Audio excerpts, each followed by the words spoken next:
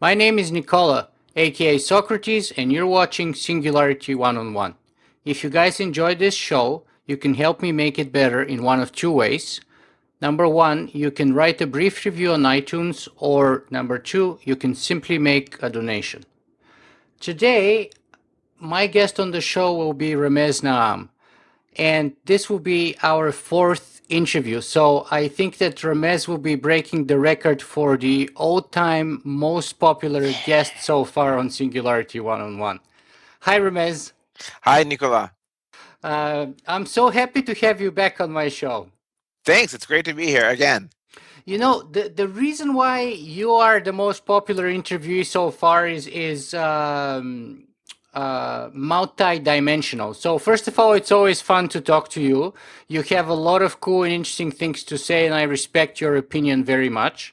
Secondly, you have a growing number of a variety of both fiction and non-fiction books, which are all very relevant to both my interest and my audience's interest.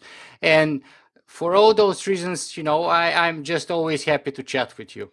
Well, thank you, Nicola. I thought it was my stunning good looks, actually, but Well, I don't want to disappoint you there, but it's like me trying to say, well, probably not as bad, but me trying to say that people come to watch my show because of my amazing haircut or something like that. something like that. Yes. Well, we have what we have, and we might as well be happy with it. Yes. So, Ramesh, the reason why I brought you back today is because it's been a few months since the latest installment of one of my favorite science fiction trilogies came out, and it's called Apex. So, why don't you tell us a little bit about your latest book? Thanks. Yeah, Apex is the third and final book of the Nexus trilogy. Nexus deals with nanotechnology in the human brain that enables brain-to-brain communication wirelessly, and Apex takes it to sort of the societal impacts in a very explosive way, spanning the U.S., China, India, the whole world. That's fascinating. So let me ask you, do people who perhaps may not have read part one or part two so far, do they have to start at the beginning or can they just jump in and read the last one? You should read the whole series. You should start with Nexus, and then you'll appreciate what happens in Crux and then Apex a lot more.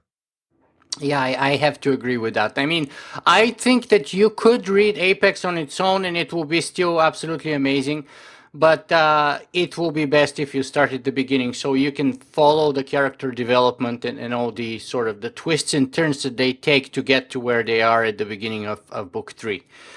And speaking of book three, I have to say, you sure as heck know how to grab the attention from the very first line. Thank you. Yeah, the first line is the first prologue is titled "This is how the world ends," and from there it just goes on. So yeah, I like to grab people's attention. Yeah, and you do manage to do it successfully, absolutely.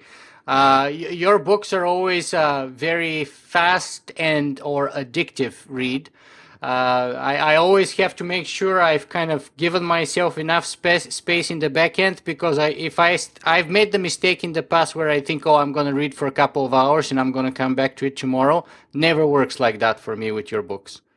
That is the ultimate praise to an author. When someone says, I'm short on sleep today, I was up all night reading your book." That's exactly what we want to hear.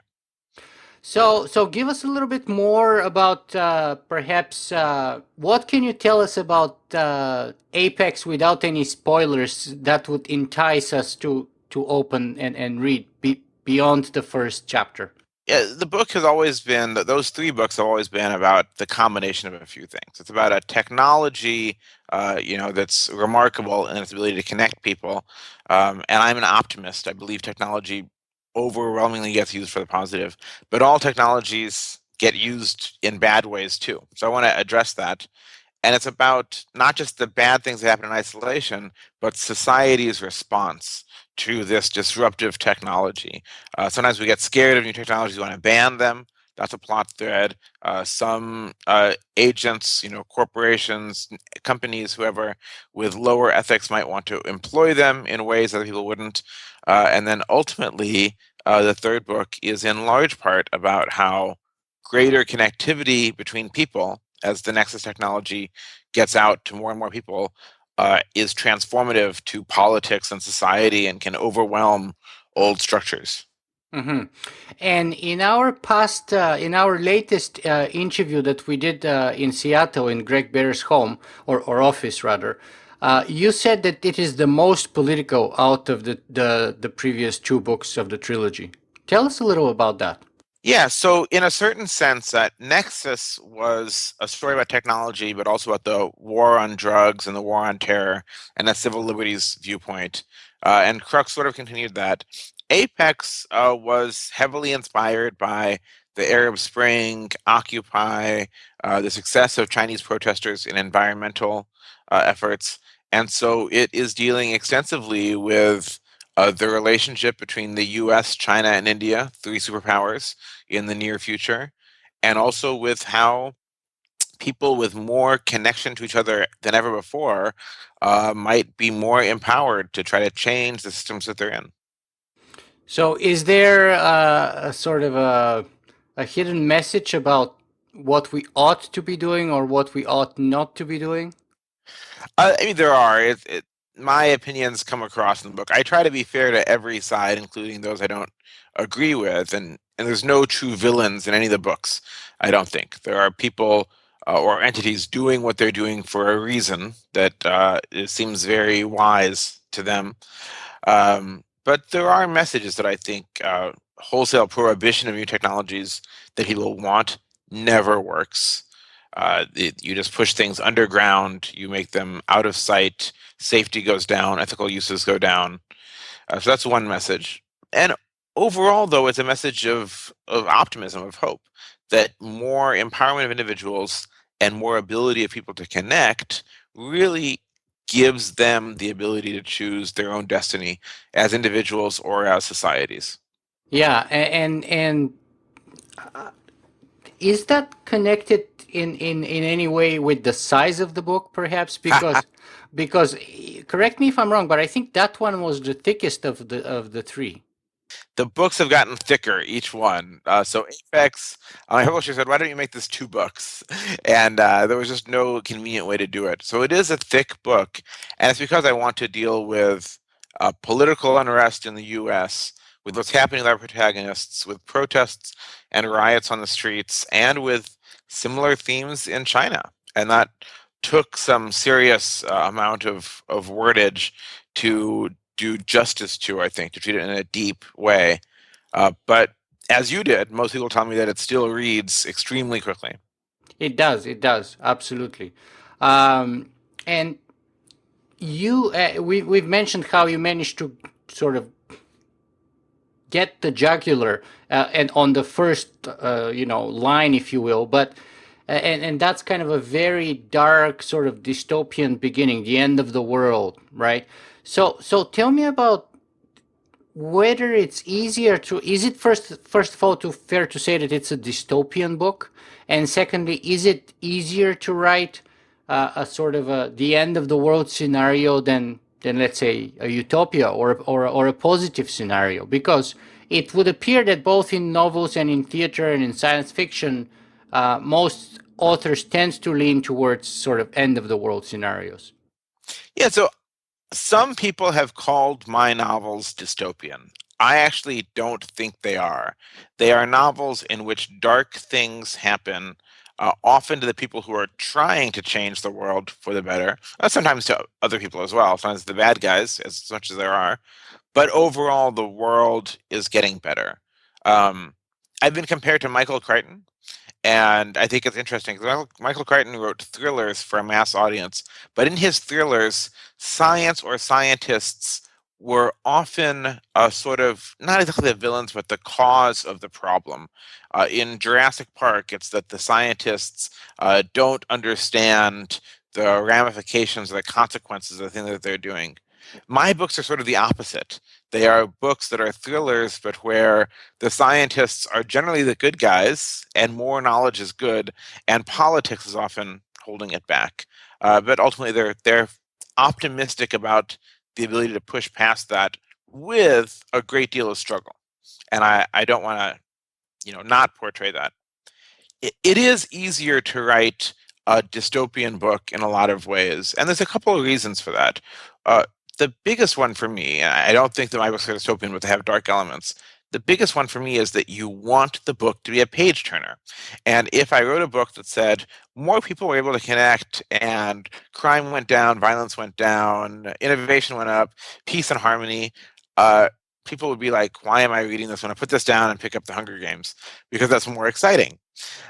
So for me, the some degree of tension. I can't stand the Hunger Games, by the way, just to share with you. I enjoyed the books. I especially enjoyed the first two books, actually, and the movies have been okay.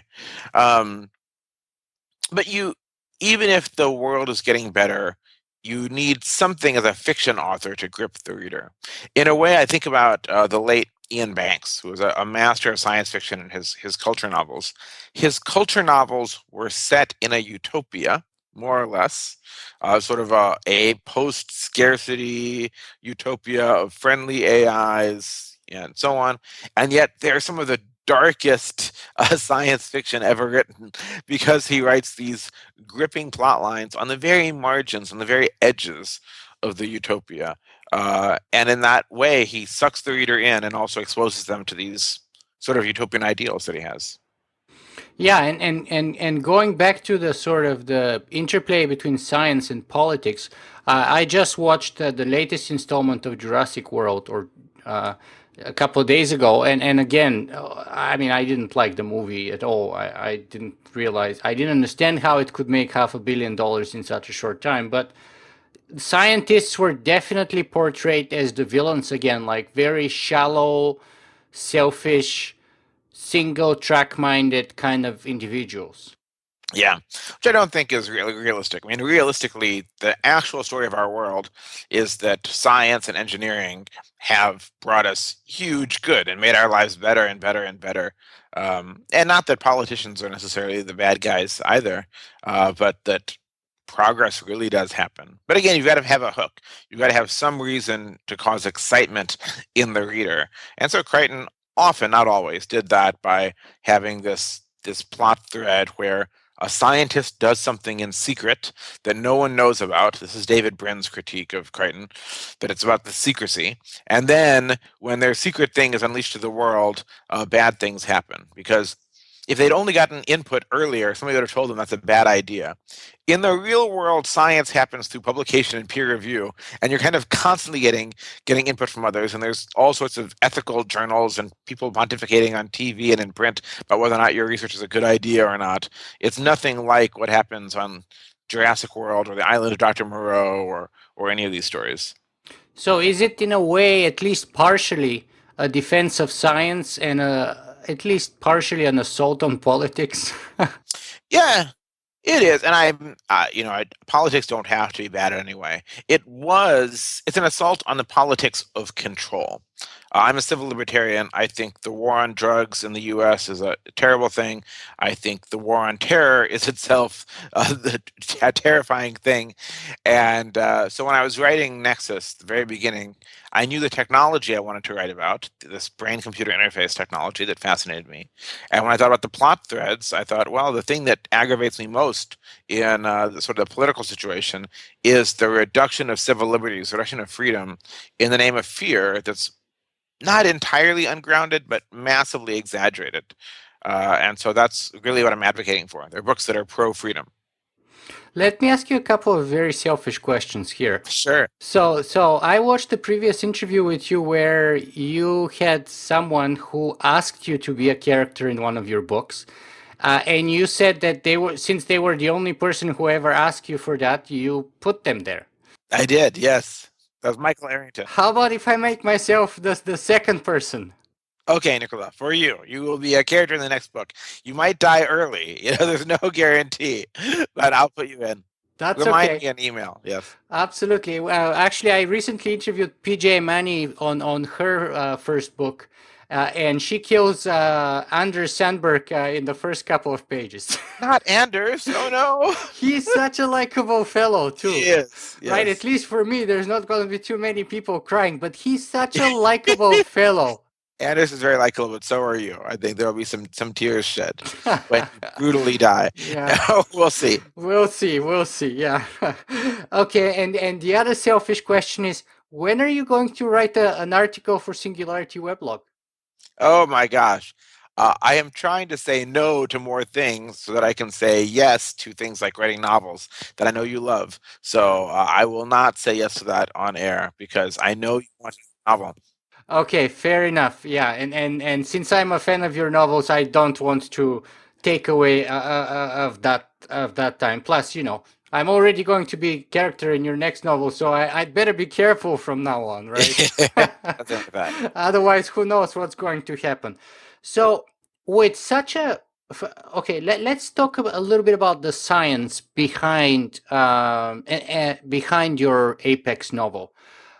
How realistic is it to expect that it would materialize itself?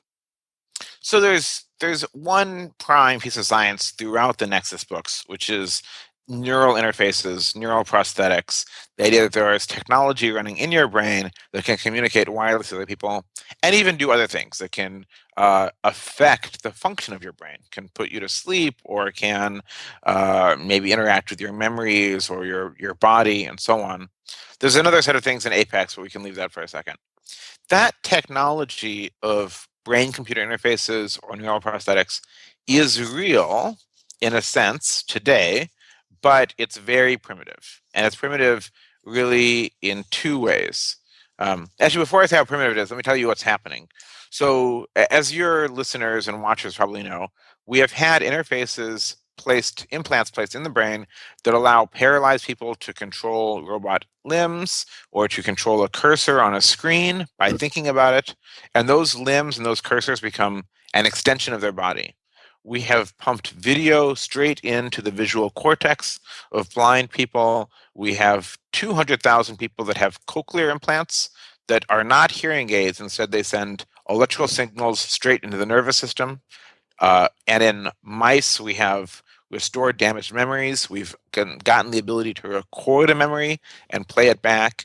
And in monkeys, we've even improved their pattern matching skill. So all of this, is where I extrapolate from. Hey, we can get data in and out of the brain. We could then send it from person to person. We could do various processing on it. But in the real world, the big hurdle is that to get these implants into the brain, we have to cut open the skull. And few people are really excited about voluntary brain surgery. Right? If you are a quadriplegic and someone says, we're going to do brain surgery and that will give you the ability to communicate and move and so on again, the upside versus downside looks better. If you are a healthy, normal person, uh, that equation does not look as good. That said, there is progress being made all the time. And just this last week, there was, maybe 2 weeks ago, there was a study where in mice they had injected a mesh of electrodes and they had done it not through surgery, but through a needle. They had stuck a needle into the mouse, through the mouse skull, which is still trauma, but much less than cutting it open. And they had injected this mesh that unrolled and then covered part of the cortex and was a mesh of electrodes so they could address individual neurons. That's one example. And there's others like that where the underlying technology is coming along for three reasons. One, we want to help the sick and injured, and there's tens of millions, maybe hundreds of millions of people that have some problem with sight or hearing or memory or attention or paralysis that could be helped. Two, because we just want to understand the brain better. And three, the second largest funder of such research after the NIH, which is number one, is DARPA. And DARPA funds it, largely because they want to help soldiers that have been injured in war and so on. But they're also thinking about the human enhancement potential down the road. Hmm. And I know you're being asked this question all the time, but I still have to ask it. So, how is the timeline then unfolding? When are we going to have Nexus? People would want to know. Yeah. So the books are set in 2040. I do not think we will have Nexus in 2040. I think it will take substantially longer than that. And I don't think I think it will probably never be as easy as Nexus is portrayed. Or never is a strong word. Um, but I can imagine that by 2040 we would have something that is, 1% as good as Nexus, perhaps, and that is not as simple as swallowing a vial of nanoparticles, which is how it happens in the books, but is something that is less traumatic than a multi-hour brain surgery and 2 days of inpatient, where it is something like we inject something in through the skull and it unfurls and it gives a little bit of functionality, for instance, or something like that. But why are you so? On the one hand, you just gave us all those examples about real science and progress that you said was moving at a fast pace, and you even gave the example of the mice with the neural mesh being implanted in their brain, and yet you're saying in 25 years from now we're not going to have it. Medical technology moves much slower than Moore's law. And the reason for that is that our tolerance for error is very, very low. And our tolerance for error, even in trials and experimentation, is very, very low. So the first rule of medicine is do no harm. And that applies even to the patients in medical trials. And it applies to some extent even to animal studies. My girlfriend is a PhD biologist. She did her work on tuberculosis. And there are review boards for the study protocols for how they're going to treat mice. And these are mice that they know that they're going to kill in the long run to study how whether or not the drug they designed works to stop tuberculosis. But there are review boards, then protocol approvals that say there can be no unnecessary suffering, so on, which that is how we should want it to be, but that slows down the process tremendously. If you think about it in software, let's say I create a fantastic new piece of software on your phone that gives you augmented reality when you look around. It does amazing things. And I release it and it crashes. Ah, whatever. I'll send you a new version.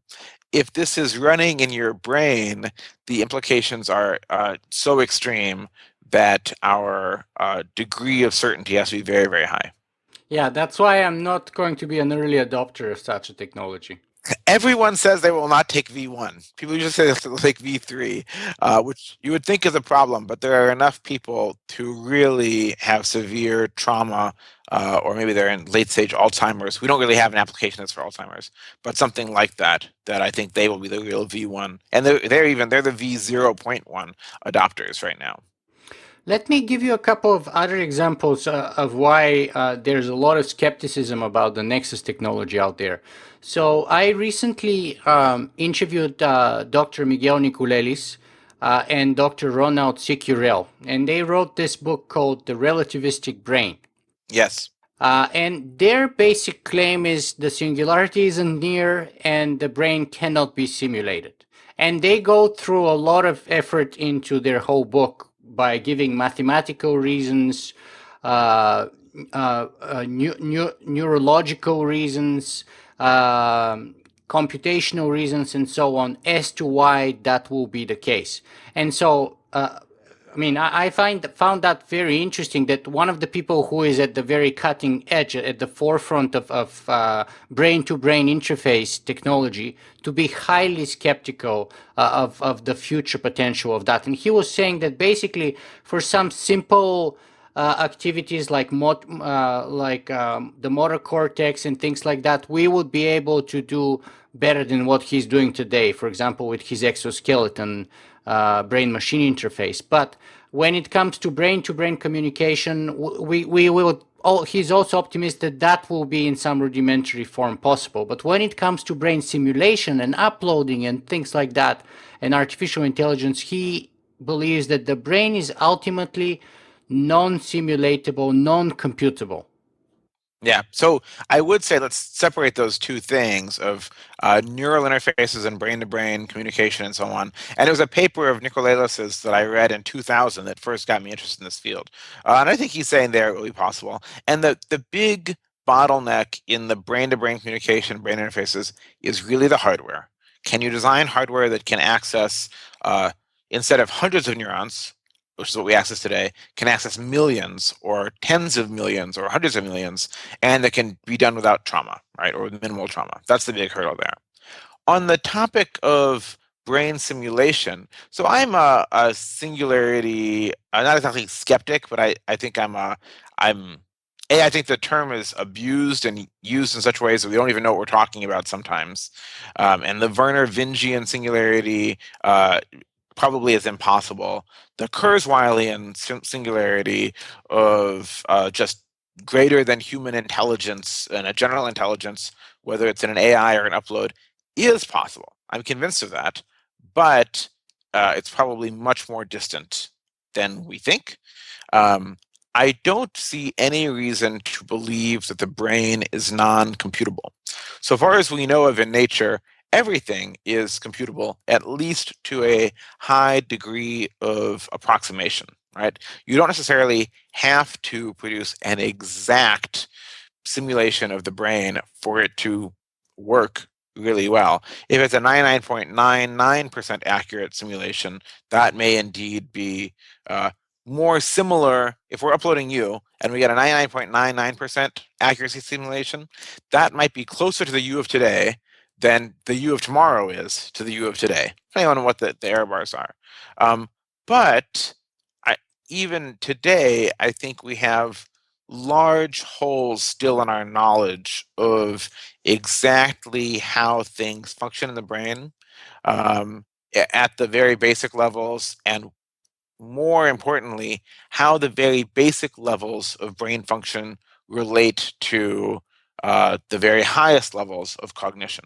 Let me give you an example. You have this idea of behavior, right? We're talking right now. So at what level of the brain is it important to simulate in order to be able to produce the phenomenon of talking? I'm not talking about writing AI code. I'm just talking about simulating a brain. You could say it's the different sort of modules of the brain. Maybe you have hundreds or thousands of such modules. You could say it's the cortical stacks, of which you have many millions of those. You could say it is small clusters of neurons, of which you have, maybe hundreds of millions or billions. You could say it's individual neurons, which you have billions. You could say it's synapses, the connections between neurons, which you have 100 trillion or so. Or you could say, even if you have an exact replica of every neuron, or one compute node per neuron and per synapse, that you still might be missing behavior, because there might still be important Like the function. magnetic fields that they're talking about, for example. Yes, so the long-range magnetic and electrical fields affect things happening in the brain. Neural firing in one part of the brain can affect things inches away because of electric or magnetic field. We don't really know if that encodes information or not, or within a neuron. So a neuron is larger than an amoeba. Okay, a neuron is a eukaryotic cell, which has a large cell nucleus and so on. And amoeba is a prokaryotic cell, which is many times smaller than a neuron. Amoebae hunt. They have memories. They know where the food is in very, very primitive ways. So there's clearly cognition going on in this very simple cell, of which our neurons are more complex. And the most models that we have for brain simulations don't account for that, or don't leave enough room for that. So to me, though, the question is not, is it theoretically possible? It is theoretically possible. The question is, what layer do you have to go to in accuracy of your simulation in order to produce a good result? But why do you say it is theoretically possible? Because Nicolelis and Picurel say that that's the most common presumption of what they call computationalism. Yes. And that's a premise that's rarely tested or considered scientifically. And that was what they say was their goal, to test that hypothesis. And then they go through the halting problems, Gödel's incompleteness theory. They go through what they call the tape of evolution experiment. They go through all kinds of neurobiological structures which they say are non-computable or non-simulatable. In other words, there's no way you can translate their behavior according to them on a sort of a digital stratum. And yeah, I mean, so how about that? So when someone says something is non-computable, I think they don't understand computation very well, or they're really fixated on uh, 100% precise replication and not approximation. And I have not read the book yet, but let me first address the issue of non-computability, and then I'll come to the most common arguments that Penrose uses arguments along the lines of the halting problem and Gödel's incompleteness theorem, and they're massive abuses. They're like, it's totally wrong, actually. So let's talk about sound, okay? um, when a sound wave hits you. So I talk to you, something is transmitted electronically. So, hey, like acoustic waves leave my mouth and my lungs, strike this little microphone, then they're converted into a digital signal that goes across the internet from Seattle to Toronto, who knows where it bounces through, and then it reaches you, and then it's reconverted into acoustic pulses by your speakers. Okay, the if you wanted to model sound exactly, we would have to model the motion of every molecule in between the speaker and your ear, and every molecule in between, well, my diaphragm, probably all the way up to this speaker, right? And those have interactions with the air pressure all around them and the gravity and so on, and it would quickly become a very, very, very intractable problem. Instead, we sample. We sample here at tens to hundreds of thousands of times per second. We sample the activity of just what's striking the microphone, and we ignore everything else. And yet, we produce usable sound. Not just usable sound. We produce very high fidelity sound with different electronics that are still using fundamentally the same algorithm. If we're going to sample 44 kilohertz to 220 kilohertz, like 220,000 times a second, which sounds like a lot, but is many orders of magnitude smaller than the actual data in all the air molecules. And that can produce a fidelity recording of music that is indistinguishable from live music if you have the right playback gear and so on. Yeah, but Nicolelis would say that that's true only at the level of, let's say, the motor cortex. So he says, yes, you can use the motor cortex and kind of hook it into an interface and then run an exoskeleton, for example, right? But as far as it goes to the higher levels of behavior, such as creativity, love, etc., then he says, or self-awareness, etc., then he says there's no way you can make the jump. So yeah, he says what you say about sound is also true about the motor cortex and about movement, simple motions. But from there on, you're going an order of magnitude, and he says we cannot do that jump. From a brain anatomy standpoint, there is nothing special about love versus motion. Okay? It is still the firing of neurons, the passage of neurotransmitters, the electric potentials they create, the ramifications of that.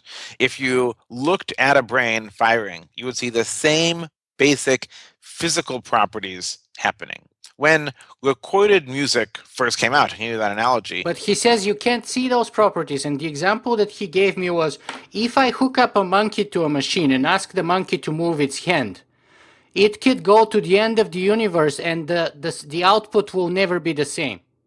That's what he told me. He told me every time it's a different output. It's not the same. That's okay. I mean, every time that we talk, it is not the same sound waves. It is not the same motion of molecules. The brain has 100 trillion neurons, and the patterns of firing are gigantic, right? That doesn't mean that we can't still comprehend what's going on, even if it's slightly different every time. In the same way that I have never said the same word exactly the same way twice, right? And yet you can comprehend it.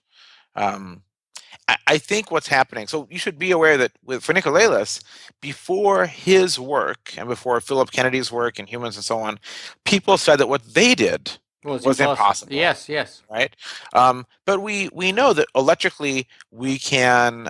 There's much older work actually that has shown that in animals, electrically, we can induce aggression or passivity. We can change who is at the top of a social hierarchy in a primate colony.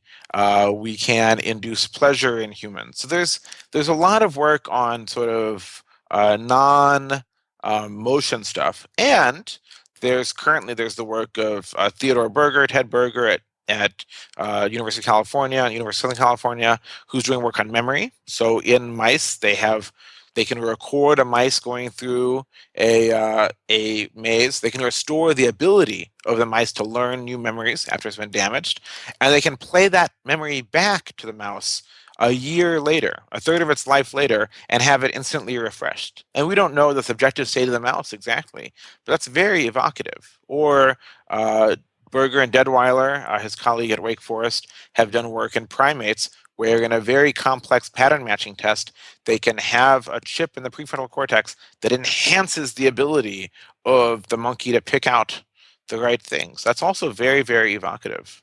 I think what happens is this. So when you hear people talking about the halting problem or Gödel's incompleteness theorem as it relates to the brain or the human mind, they have succumbed to a kind of mysticism that is utilizing mathematical concepts that they don't fully understand in order to justify their preordained belief, which is that consciousness, whatever that means, is not simulatable or is not materialistic. Penrose was the first that I saw to cite the halting problem as a case for why consciousness was based on quantum mechanics in the brain, which is very unlikely just from thermodynamics. Right? And the halting problem is there are computable problems, or there are problems in math where you can look at the problem and you cannot say, will I ever reach the end of this work or not formally? You cannot prove. That's the important thing. You can say, you can guess, but you can't prove that it is a problem that halts eventually or goes on to infinity. Okay? So Penrose said, but humans can figure out that some problems will halt or will not. But the humans are not, they're just taking a shortcut. They're not proving it. They're using a heuristic. And you can write that heuristic down in code if you want to, right? One of the examples that Nicolelis and Sicurel give is Alan Turing, and they call um, Turing information, which is information which can be computed on a Turing machine, and then non-Turing information, which Alan Turing himself postulated that there is such an information, and for which you required a non-Turing computer to be computed by. Right. So there is, again, I think we. And they're saying we are that non-Turing computer, therefore we cannot be simulated or computed by a Turing computer. It sounds to me like they have started with their assumption and then looked for things to justify it. So again, you should come down to, does a simulation have to be 100% precise, or can it be approximate? Let me give you another example. When I write a book, okay, that book is let's say the first draft I printed out, it's a certain physical object with certain properties. When you get a copy of my book, it is not an exact simulation of the copy that I have. Or if we have two printed versions, they're actually very, very different. The fabric or the fiber might be different. There's like the atomic matrix is very, very different, but it's close enough, right? It's close enough because the symbolic information is more or less identical. Or perhaps in a first edition, there are a couple typos, and maybe more than a couple. And in the second edition, those typos are fixed. And yet, while those typos might have distracted you, you know what I meant, right? And so to be the real question is, can we produce functional minds in a computing substrate, right? It's not, will they be 100% exact replicas of what happened before? When you, in a second, you'll be a different person than you are now. Boom, you're a different person, right? I just said something, I put a new idea in your head, neurons fired, new synaptic pathways will be laid down, long-term potentiation will occur tonight because of what I just said. And in the meantime, there are patterns of activity that are cementing in you this notion that every second you're a different person. So is the gap between a human mind and a simulation larger than or smaller than the gap between Nicola on June 23rd and Nicola on June 24th, for instance? That's the better question. Sure, sure, and not that I agree entirely with their argument, but to give it just one more step of support, it reminds me of Seth Lloyd, who said that what you say is maybe true for books, but Seth Lloyd said that to simulate the universe, it's going to take a quantum computer the size of the universe. Well, we're not trying to simulate the universe here, fortunately. But the human brain is perhaps the most complicated and complex thing that we know in the universe. The human brain And the is brain is often equated in terms of its complexity to the universe, or at least to, multiplicity of galaxies and everything. the human brain is the most complex thing that we have found in the universe, the most complex thing that we know of. That doesn't mean that we cannot build more complex things ourselves. It has that unique quality. We're not trying to simulate the universe. And again, Seth is talking about simulation in the exact sense. In the approximate sense, it is different because you can take numerous shortcuts. I'll give you another example. In quantum mechanics itself, to solve the Schrodinger equation is so complex that we can't get it for more than a system with more than a couple of hydrogen atoms. Okay. Yet we have higher level algorithms that are still very computationally expensive, but can give us precision to within nanometers of what's actually happening. And those might scale as a number of electrons to the 8th power in the very worst cases, or they might be much cheaper than that if you take certain shortcuts. And they produce usable approximations. And that's a better question than will you ever have something that is exactly the same.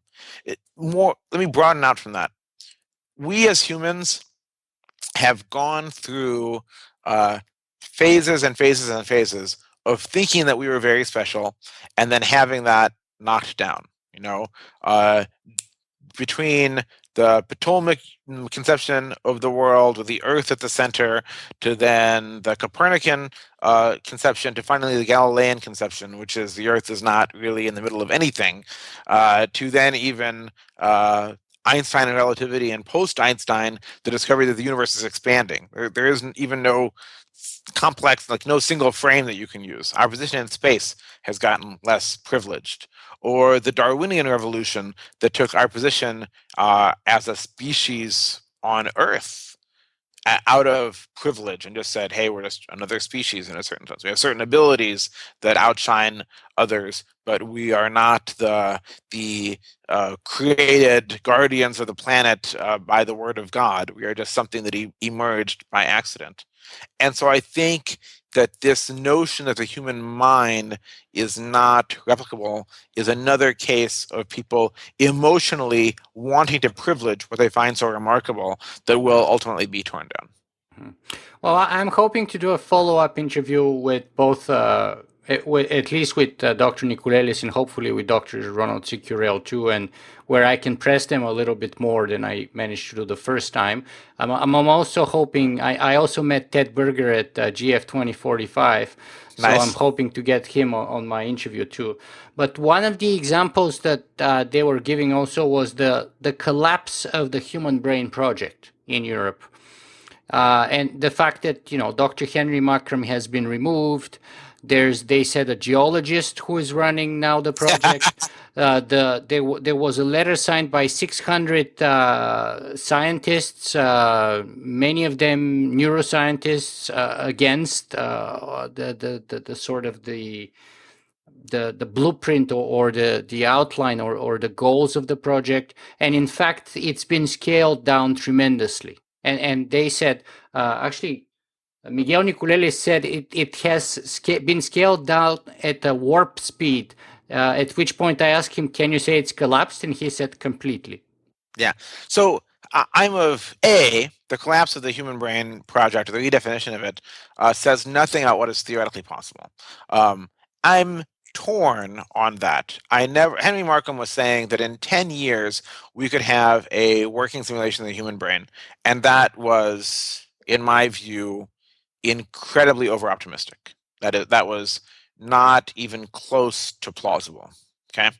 Um, and yet, I thought that the project would be very interesting. It would fail to achieve its goal, but that it might teach us a whole lot in its failure. Now, those neuroscientists that signed that letter are people who depend upon grant funding for their research. And would it make more? Well, I'm not. This is not an assault on them. Would it make more sense to spend that billion euros over 5 years on sort of grants for neuroscience projects that actually could produce a working output today, or something that was almost certain to fail, but could teach us something in that failure? I cannot blame them for saying this is a colossal waste of money. Now, if you talk about the same thing 30 or 40 or 50 or 60 or 70 or 100 years from now, that's different. But the way that when we talk about human uploading, that's not the right first step. The right first step is nematode uploading or something like that. The nematode has 905 synapses in its entire Yeah, body, I that's think. one of the examples they give in their book.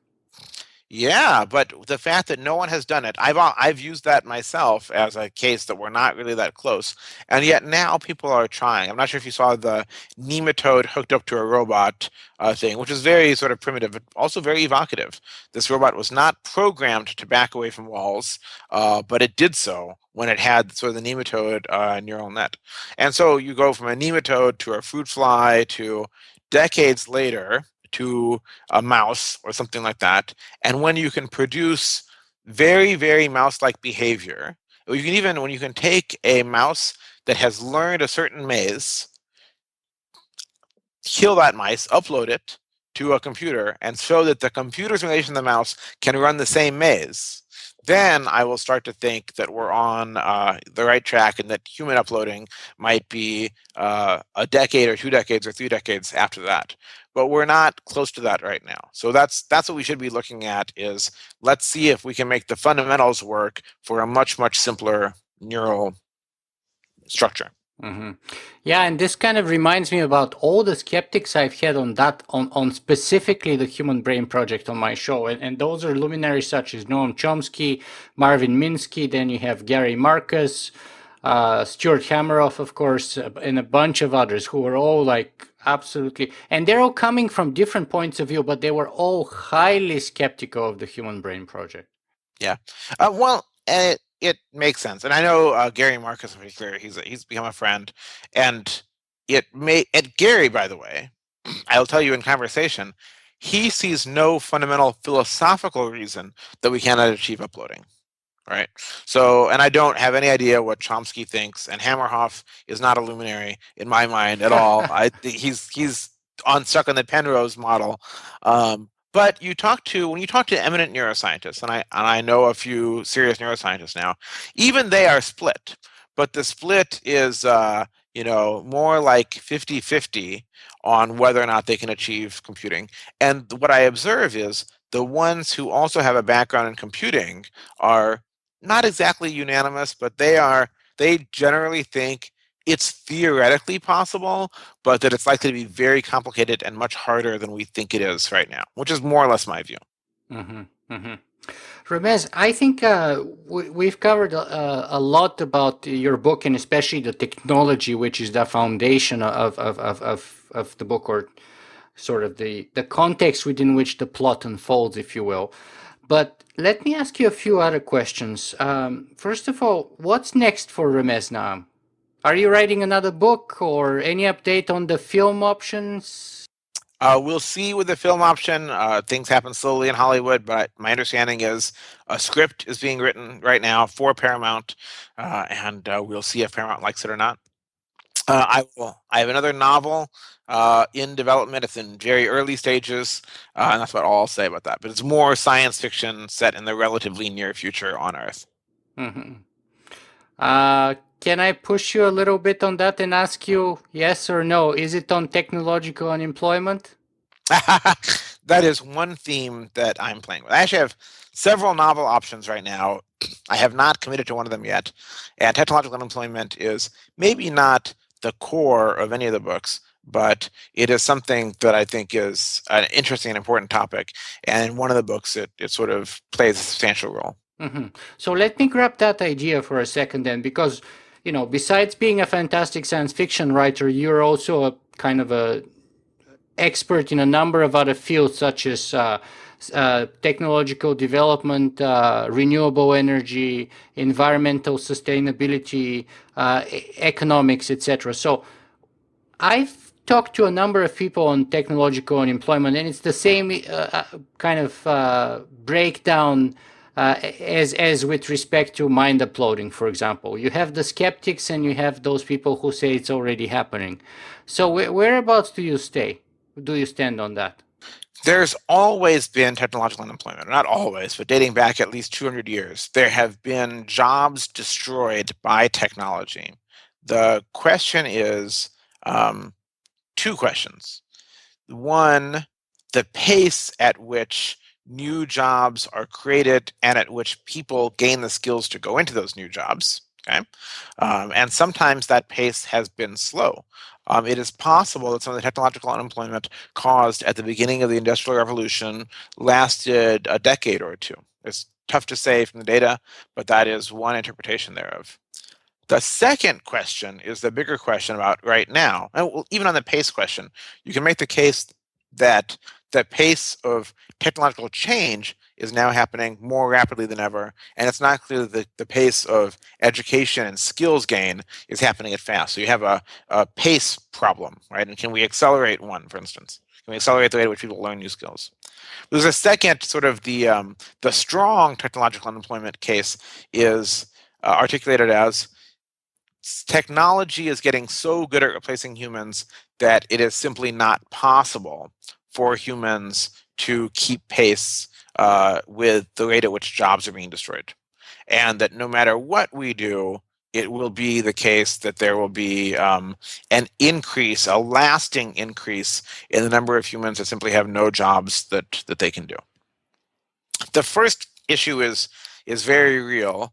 I'm not certain about the second.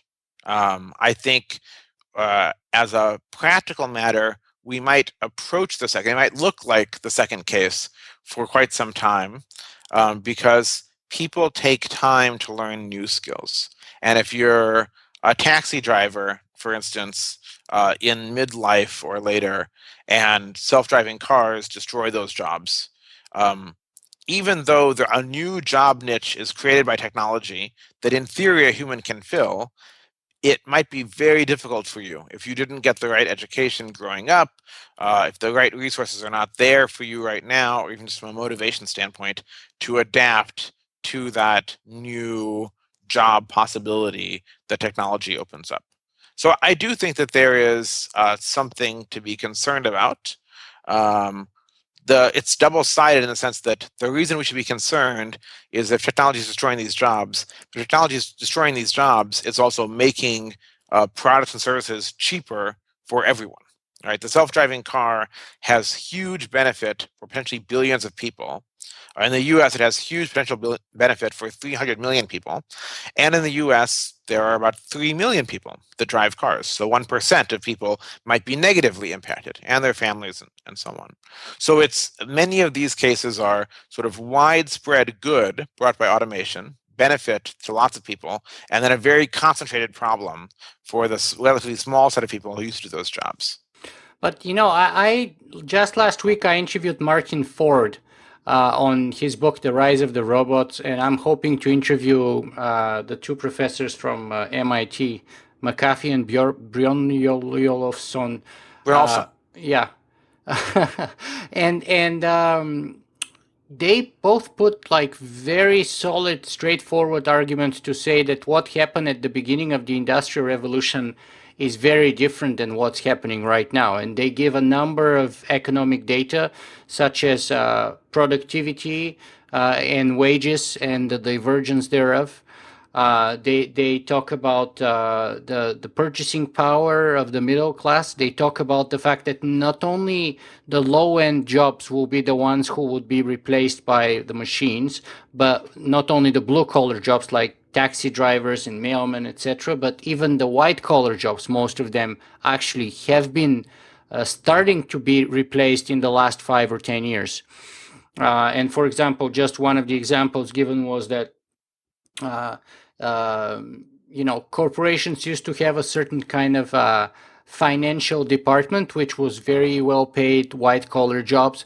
And in the last 7 or 8 years, those departments have collapsed by 40 or in some cases 50%.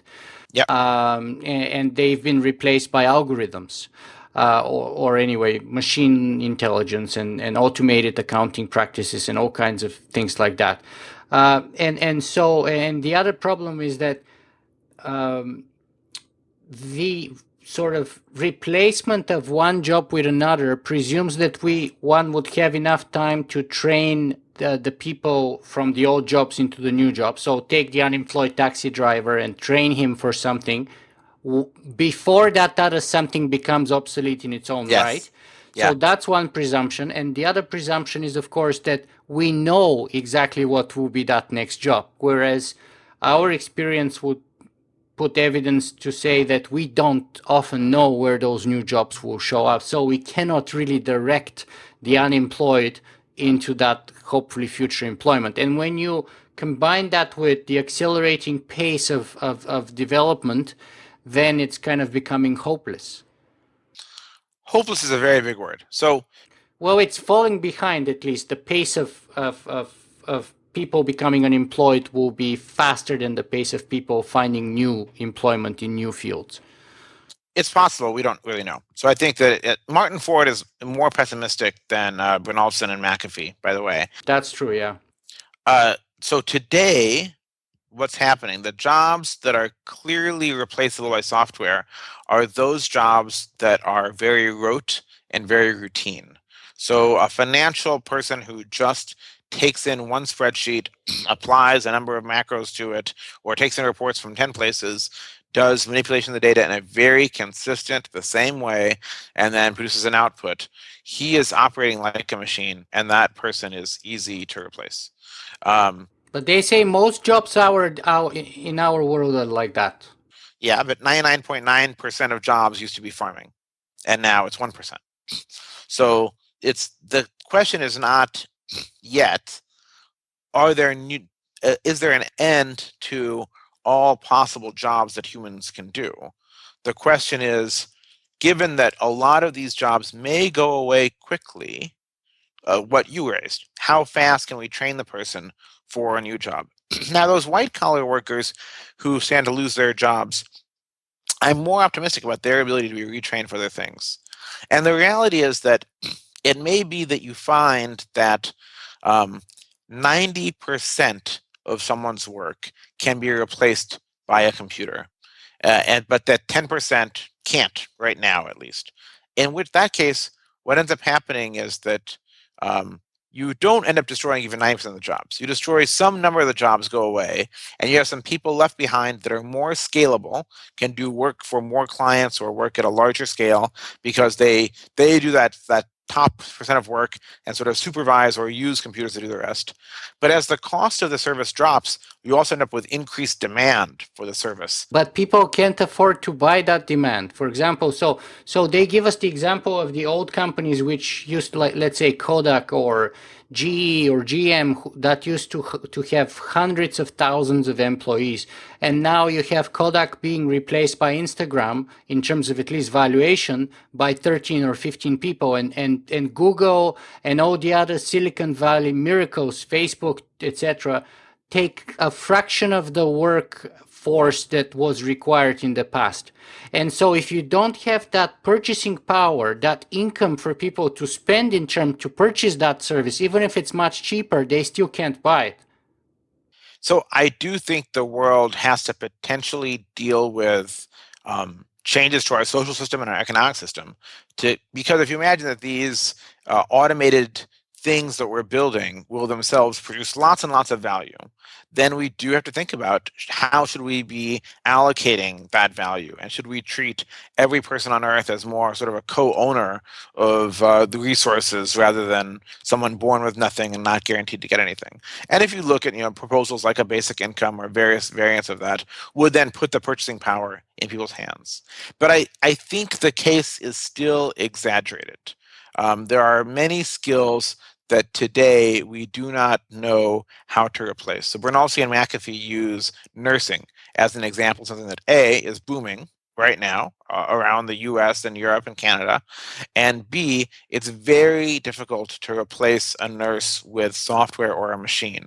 And it's because of the nurse's soft skills, and also that the patient is today, at least, most soothed by someone who is a human that they can connect with, right? So there are other jobs where people can probably get what they want in the lowest, cheapest form from automation, but they may want 10% better, or the final little bits that a human can only give. So secretarial work, for instance, is one where it's potentially will have an automated agent that does, let's say, it does 90% of what a human secretary can do for you. That will have two effects. One, it might destroy secretarial jobs. The bigger effect actually is that more people will be able to have secretarial assistants. And the remaining secretaries will be valued for how good they are at the 10% of work that can't be automated. But that argument was given back in the day for horses and automobiles, right? And people were saying we would find it machines, horses are still better than machines, and we would find better and easier jobs for the horses where machines would supplement them rather than replace them. We know that's not how it worked out. That is definitely not how it worked out. And some jobs will just be automated away. Right. So I think radiologists might go away ultimately. It's a high paying job. But I don't think that doctors as a class are likely to go away for a variety of reasons. And Nicola, I have to go. I have an appointment coming up at this hour too. Very well, Ramez. I really appreciate your time. So let me close our conversation today with two very quick questions. The first one is, what's the best place for people to find more about you and your work? RamezNaam.com. Fantastic. And the second one is, we touched on your book and a little bit about technological unemployment. We had a great conversation as always. What's the message? What do you want people to take away from this with you today? I think, as I said last time that we did a one-on-one, it's really the future belongs to those who create it. So don't just stand by and hope that it gets better or worry that it gets worse. Go out there and do something. Create the future. Ramez Naam, thank you very much for being with us today. Thank you, Nicola.